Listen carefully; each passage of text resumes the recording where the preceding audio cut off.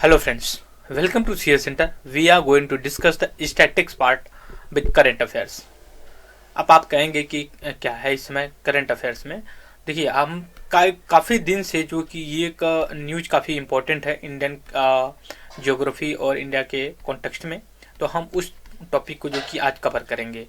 आप सभी को पता है, यहाँ पे हम देख लेते हैं सबसे पहले एक सेकेंड। यहाँ पे सभी को पता है कि हम काफ़ी दिन से देख रहे हैं कि इसमें जो उत्तराखंड में एक प्लेस पड़ता है जिसको जोशीमठ बोलते हैं। ठीक है, प्लेस है, एक तरह से कह सकते हो कि ये उत्तराखंड का एक हिली एरिया है। हालांकि उत्तराखंड पूरी तरह से हिली एरिया में आता है, क्योंकि इसका जब 2000 में यूपी से इसका सेपरेट स्टेटस मिला, तो उसका एक बेसिस ही था इसकी जो कि जियोग्राफिकल या फिजियोग्राफिकल लोकेशन और वहाँ के फीचर्स को लेकर के, कि अगर हम इसको अलग कर देते हैं उत्तर प्रदेश से उत्तराखंड बना देते थे, उत्तरांचल था फिर उत्तराखंड बना दिया गया, तो इसके लिए एक अलग से पैकेज दिया जाएगा, तो इसका एक अलग इसके अकॉर्डिंग जो कि डेवलपमेंट होगा। नहीं तो वैसे अगर यूपी के नाम पे अगर दिया जाए तो यूपी में इंक्लूसिव, क्योंकि कुछ जगह प्लेन है, डेजर्ट है, ठीक है, बुंदेलखंड है, जैसे रोहिलखंड है, पूर्वांचल है, तो इसमें उतनी मतलब पॉइंट ऑफ व्यू नहीं देखा जा सकता। तो हम इसका बैकग्राउंड के साथ डिस्कस कर रहे हैं, क्योंकि 2002 में ये एज ए उत्तरांचल के रूप में आया, फिर due course of the time इसका नाम चेंज करके उत्तराखंड कर दिया गया। अभी लेटेस्ट में ये हुआ है कि वहाँ पे कुछ जो मतलब वहाँ पे प्लेसेस थे, वहाँ पे कुछ क्रैक्स जैसी कुछ चीज़ें देखने को मिली। आप यहाँ पे देख सकते हो, यहाँ पे ये चीफ मिनिस्टर हैं यहाँ के उत्तराखंड के, धामी इनका सरनेम है, तो देखिए क्रैक जैसी कुछ चीज़ें देखने को मिल गई है। तो हमें अगर हम जियोग्राफी अगर अब ऑप्शनल हो तब भी आपके लिए इम्पोर्टेंट होगा, अगर आपका नहीं है तब भी आपका जीएस पेपर जो 1 होता है उसमें, और जियोग्राफी ऑप्शनल में ये जो है कि भाई काफ़ी इम्पोर्टेंट होगा जब हम फिजिकल ज्योग्राफी ऑफ इंडिया पढ़ते हैं। उसके बाद आपका प्रीलियम्स में भी इम्पोर्टेंट है। प्रीलियम्स में हो सकता है जोशीमठ के बारे में पूछ ले, कहाँ पे लोकेटेड है, तो आप बोल सकते हैं उत्तराखंड लोकेशन में। और भी हम इसमें डिस्कस करेंगे मैप के थ्रू। कॉन्टेक्स्ट हमें पता चल गया अभी, मतलब ऐसा कुछ नहीं हुआ कि वहाँ पे ट्रिमर्स जो कि अर्थक्वेक, भूकंप जैसी कुछ चीज़ें, फिर बस सडनली कुछ हुआ, ऐसे क्रैक जो कि डेवलप्ड हो गए। फिर वहाँ से उनको जो यहाँ की पॉपुलेशन है इसको रिहेबिलिट किया जा रहा है अदर प्लेसेस पे, उनको बेसिक जो नीड्स होती है उसको जो है कि प्रोवाइड किया जा रहा है। ठीक है, तो ये तो कॉन्टेक्स्ट हो गया। अब हम इसका जियोग्राफिकल बैकग्राउंड लेकर के चलेंगे। आप इस मैप जो इमेजेस यहाँ पे हैं इनको देख सकते हैं किस तरह से ये क्या बयां कर रही हैं। ये आप देखेंगे यहाँ पे, तो ये इंडिया का मैप है। प्रेजेंट टाइम में इंडिया कुछ इस तरह का इस्टेब्लिश है। आज भी इसका इंडिया का मूवमेंट जो कि नॉर्थ इस तरह से प्रेशराइज और नॉर्थ ईस्ट के डायरेक्शन में हो रहा है।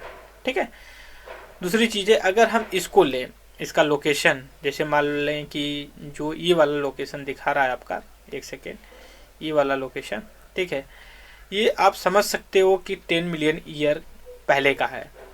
ठीक है, मतलब क्या है कि इंडिया जो इस समय है वो आज से 71 मिलियन या 10 मिलियन ईयर एगो, बहुत समय होता है इसका। ठीक है, यहाँ पे पार्ट नहीं था, और ये भी उम्मीद लगाई जाती कि आने वाले millions of the year after India हो सकता है शिफ्ट होकर के, जैसे कि मान लीजिए कि अभी 23 से लेकर के आसपास में है, तो हो सकता है कि और जाकर के पोलार साइड में इस्टेब्लिश हो जाए, जहाँ पे चाइना है, जापान है, जो है कि आपका साउथ कोरिया वगैरह हैं लोग वहाँ पे। बट अभी फ़िलहाल में जो है उसको हम डिस्कस कर रहे हैं। ये इसलिए हुआ कि हमारी अर्थ अपने एक्सिस पे एंटी क्लॉकवाइज जो कि रोटेट करती है। दूसरी चीज़ है, जब हम प्लेट टेक्टोनिक थ्योरी पढ़ते हैं वेगनार की, तो उसमें भी हमें कुछ कॉन्सेप्ट निकल कर रहे हैं। यहाँ पे टाइम नहीं है, स्पेस भी नहीं है, तो इसलिए हम उतना नहीं डिस्कस करेंगे। बस इतना हम डिस्कस करेंगे कि जो इंडिया पहले गोंडवाना लैंड का पार्ट था। ठीक है, गोंडवाना लैंड में बहुत से और भी कॉन्टिनेंट आते हैं, जैसे ऑस्ट्रेलिया आता है। ठीक है, आर्कटिक आता है, उसके बाद जो कि मेडागास्कर आता है, आपका साउथ अफ्रीका भी है, फिर उसके बाद इंडिया भी है, और फिर उसके बाद ये कंट्री जो एक पार्ट थे, फिर उसके बाद समय के साथ एक दूसरे के अंगेंस्ट में गए, और वो जो है कि प्लेट टेक्टोनिक थ्योरी की। इनका एविडेंस कैसे हमें पता चलता है, उनके जो वहाँ पे सॉयल होती ना, उनके जो कि फीचर सॉयल या फिर जो फॉसिल वहाँ पे चीज़ें पाई जाती हैं, जीव जंतु का कंकाल वगैरह जो भी होता है उस हिसाब से पाया जाता है। तो उस वजह से हम मैच कर लेते हैं कि नहीं, ये कभी न कभी जो कि इसका पार्ट रहा होगा, फिर डेवलप हुआ है। तो जो यहाँ पे आप देख सकते हैं कि ऐसा ट्रिमर देख लिए, ये आपका है अफ्रीका कॉन्टिनेंट है, ये इंडिया है, ऑस्ट्रेलिया है, और यहाँ पे इंडोनेशिया है, मेडागास्कर। तो ये मूवमेंट करके निकलने के बाद आज भी जो है कि इंडिया के जो कि यहाँ पे ये वाला मैप देखेंगे आप, तो होने के बाद तो ये यहाँ पे हम सभी लोग जानते हैं इस तरह से हिमालय माउंटेन का डेवलपमेंट हुआ है, ठीक है। और ये डेवलपमेंट कुछ इस तरह से अंडमान निकोबार तक है, ठीक है। और ये और आगे हिंदुकुश। तो जो हिमालय रेंज है वो अप्रोक्सीमेटली अपना जो नॉर्दर्न एमेंडोबल है उसको 3 पार्ट में, हिमालय, ट्रांस हिमालय, ईस्टर्न हिमालय, पूर्वांचल। तो जो ट्रांस हिमालय इसको बोलते हैं, जो पहला अभी एक सेकंड थोड़ा सा रिवाइज कर लेते हैं तो हमें अच्छे से पता है। यहाँ ट्रांस हिमालय, फिर उसके बाद जो कि यहाँ पे जो ये ऐसे डेवलपमेंट होता है ना, इसको पूर्वांचल या ईस्टर्न हिमालय के नाम से जानते हैं। तो ये आज भी जो कि इसका कहीं ना कहीं मूवमेंट हो रहा है, और वहाँ पे जो सॉयल वगैरह चीज़ें हैं, लैंड, वहाँ पे एक दूसरे को अभी भी सेटल्ड करने की भी चल रही हैं। तो ये बेसिक चीज़ें हमने डिस्कस किया। अब हम आते हैं अपने मेजर पॉइंट पे कि इस समय जो हुआ है उसके पीछे रीजन, अगर आप इसको समझ गएंगे तो आप अंदाज़ा लगा सकते हो कि नहीं क्या क्या हुआ होगा। जो एक्सपर्ट्स हैं उनका ये कहना है कि जो ये डेवलपमेंट हुआ है इस तरह का, problem in not infra development, problem इसकी अनप्लान्ड तरीके से, ठीक है। जब हम अर्बनाइजेशन करते हैं ना, या किसी सिटी शहर को इस्टेब्लिश करते हैं, तो हम उसके सबसे बड़ा वहाँ के क्लाइमेट, जियोग्राफिकल फीचर्स वगैरह सबका जोखिम करते हैं। लेकिन अगर हम इसको नहीं करते तो हमें आने वाले समय में जो है कि चीज़ें ये जो कि देखने को मिलेगी जो आज हम देख रहे हैं। इसमें ये कहा जाता है, जैसे मान लिया several year now the although is the time the expert say there has the deeper addition the growing the concern today result is the variate reason है, ठीक है। नेचुरल भी है और मैन काइंड भी है। अगर ह्यूमन के बारे में अगर देखा जाए तो वो ये कहता है कि जो आप डेवलपमेंट कर रहे हो वो सस्टेनेबल तरीके से करना चाहिए, राइट। तो यहाँ पे देख लेते हैं, ये एक सेकेंड थोड़ा सा हम इसको कर लेते हैं। हाँ ओके, यहाँ पे पूरा जो कि डिटेल दिया गया है। देखिए यहाँ की जो सॉयल है ना, बहुत मतलब अनस्टेबल है, सॉयल उतनी स्टेबल नहीं है जितनी होनी चाहिए, तो इस वजह से जो है कि दिक्कतें आ रही हैं। दूसरी चीज़ है, ये हाईली सेस्मिक जोन एरिया है। क्यों? क्योंकि जो कि अभी भी वहाँ पे प्लेट जो है कि एक दूसरे के अपोजिट साइड कोलाइड हो रही है, मतलब कोलाइड होती है मतलब एक दूसरे में सबमर्ज हो जा रही है। दूसरा चीज़ अनप्लान्ड जो है कि अर्बनाइजेशन हुआ है। उसके बाद पॉपुलेशन प्रेशर है। जो टूरिस्ट इंफ्रास्ट्रक्चर जो डेवलप किया गया वो भी जो कि अनप्लान्ड है। Obstruct natural flow of the water, आप सभी को पता है मोस्टली जो नॉर्थ इंडिया में रिवर हैं वो हमारी जो है कि हिमालय रीजन से निकल करके आती हैं। ये आपका पूरा अगर आप आराम से इसको पढ़ेंगे तो ये सारी चीज़ें इसमें लिखी गई हैं। उसके बाद है development attribute presence these all the documents.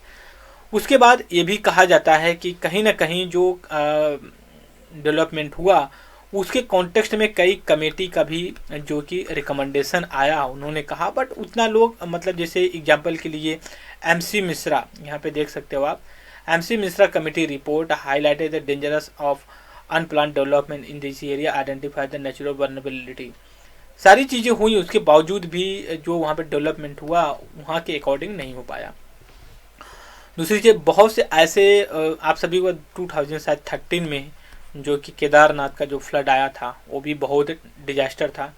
उसके बाद बद्रीनाथ, हेमकुंड साहिब एंड शंकराचार्य टेम्पल, ये सारे जो है कि वहाँ पे हैं और उनका एक डेवलपमेंट हो रहा है। आपको ये भी बता कि एक प्रोजेक्ट चलता है, चार धाम प्रोजेक्ट है। 4 धाम बद्रीनाथ, केदारनाथ जैसे लोग हैं नाथ, उनको एक दूसरे से कनेक्ट करने के लिए इस तरह से जो कि सिस्टम बनाया गया है। उसमें भी लेकर के बहुत से मतलब PIL वगैरह कोर्ट में सबमिट की गई थी, बट अभी उतना क्लियर जजमेंट सुप्रीम कोर्ट का भी नहीं आया है।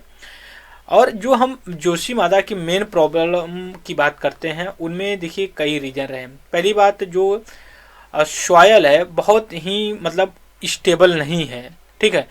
वो डिपॉजिट किया गया ट्रिगर द अर्थक्वेक, जैसे मतलब अर्थक्वेक आ जाती है तो उससे जो सॉयल इरोड होती है वो जाके वहाँ पे डिपॉजिट होगी। दूसरी बात ये है कि सॉफ्ट रॉक है, वहाँ की जो रॉक का जो चट्टानों का स्ट्रक्चर बहुत कम है। और भी उसमें जो मोराइन, ठीक है, ये मोराइन उसका मतलब ये होता है कि जो ग्लेशियर होता है ना, उसका इरोजन जाकर के वहाँ पे बना डिपॉजिट होता रहता है, उसको हम जो कि मोरियन बोलते हैं। तो उसमें ये भी होता है कि जो मोरियन होता है या सॉइल सेडिमेंट्स वगैरह होते हैं, तो जिसे आप दलदल की तरह होता है, ऊपर से देखने में सही लगता है, लेकिन आप एक समय के बाद कर लेंगे जबरदस्ती वहाँ का डेवलपमेंट, तो वो आपके लिए एक डिजास्टर ही बन करके निकलेगा। तो ऐसा ही कुछ उत्तराखंड में देखने को मिला। उसके बाद जो सॉयल है वहाँ पे ideally lightly constructed at the fact the fall the highly seismic zone expert experience local trimmer the top soil unstable के रूप में है। उसके बाद अगर और भी जो आर्गूमेंट दिए जा रहे हैं एक्सपर्ट के द्वारा, उसको भी हम देख लेते हैं। अगर आप ज्योग्राफी का मतलब कि स्टूडेंट हैं जियोग्राफी के, तो आप इसको आसानी से कर सकते हो। एक सेकेंड, थोड़ा सा हमारा पेन जो कि वो करा है। उसके बाद जो क्रैक वर्जन, देखिए मान लीजिए कि होता क्या ना, जैसे मान लीजिए कि ये माउंटेन है, फिर इसके नीचे कुछ ये इस तरह का जो कि डेवलपमेंट हुआ है, ठीक है। तो ये होता क्या है कि जब इरोड होकर के ये आता है यहाँ पे, जब डिपॉजिट हो जाता है ना, कोई भी हो जाता है, तो एक तो समय लगता है ना, हजारों साल लगता है उसको। लेकिन उत्तराखंड में वैसे ही हिली एरिया है, लोग जो कि डेवलपमेंट कर लेते हैं। उसके बाद वाटर वगैरह आते हैं, तो वाटर इतना होता है कि परकोलेट मतलब अंदर तक नहीं जा पाता, ऊपर ही स्टेबल हो जाता है, उससे भी अनस्टेबिलिटी वगैरह सारी चीज़ें आ जाती हैं। तो ये हमने बेसिक चीज़ें डिस्कस किया, क्या था कैसे था। सो आई होप कि आप उसको बेसिक अंडरस्टैंडिंग कर लेंगे और समझने के लिए आप NCERT फॉलो कर सकते हैं, राइट। सो इस वीडियो में इतना ही। Thank you very much discussion.